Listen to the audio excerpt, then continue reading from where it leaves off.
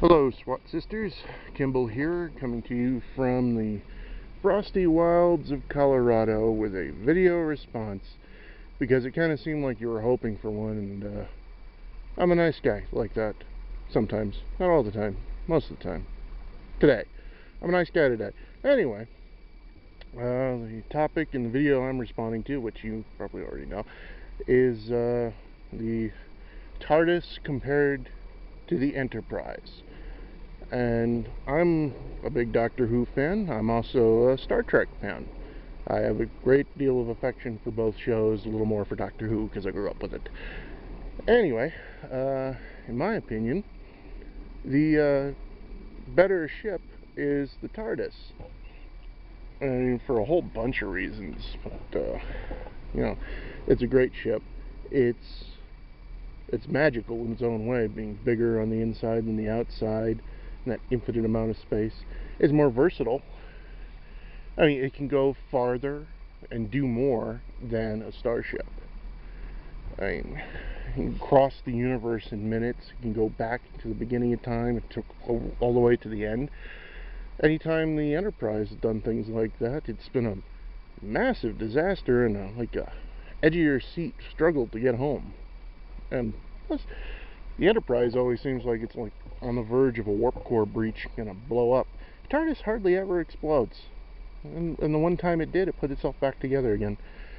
Actually, it did it a couple of times, didn't it? It got torn apart by those weird snail creatures on that one planet, but it got pulled back together. Enterprise, once it's blown up, it's done. But honestly, I think if the Federation... Oh, also, the TARDIS does have food machines inside it that can replicate pretty much any food anywhere in the galaxy. They just don't talk about it much, but it was brought up at the very beginning of the series back in the 60s. So anyway, but what I was going to say was, I think if the United Federation of Planets was given access to TARDIS technology, they'd probably abandon... I'm just checking to make sure it's still running. Abandon starships completely. I mean, think about it. I mean, a starship, it's so limited compared to a TARDIS. The Enterprise, at best, its lifespan of what, 5-10 years, because that's how long most of them seem to go before getting decommissioned. It can explore a quadrant of our galaxy, and that's nothing. That's a fragment. The TARDIS, they could explore the entire galaxy within that 5-year period. And they can go further. They can go back. They can do all this stuff. I know I'm jabbering. I do that sometimes. But I just have this image of Captain Picard on the in the console room of a Federation TARDIS, crew of 1,000, exploring new worlds, new frontiers like they're supposed to. And I suppose I could totally see Picard wanting a TARDIS. But I suppose, one of the drawbacks of, if the Federation had TARDIS technology is it would cause some sort of imbalance of power with the other big groups, the Romulans and the Klingons. And they'd, of course, want their own versions of the TARDIS, and that would be a bad idea because they'd be traveling back and forth in time trying to take over the universe. And then eventually the Daleks would show up and it'd just be a big free-for-all.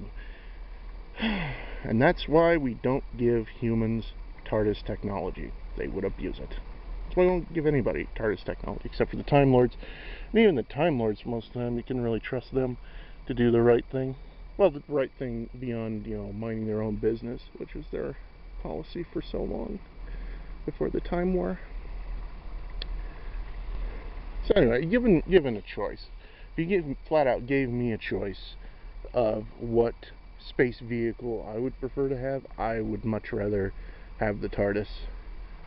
Another bonus to the TARDIS is that you don't have to find a really large parking space for it. You can just park it behind the house. I would keep the TARDIS behind my house and go out there and just go and do stuff.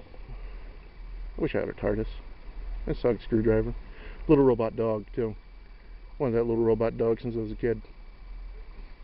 But anyway, they're getting closer to robot dogs, but still, no robot dogs.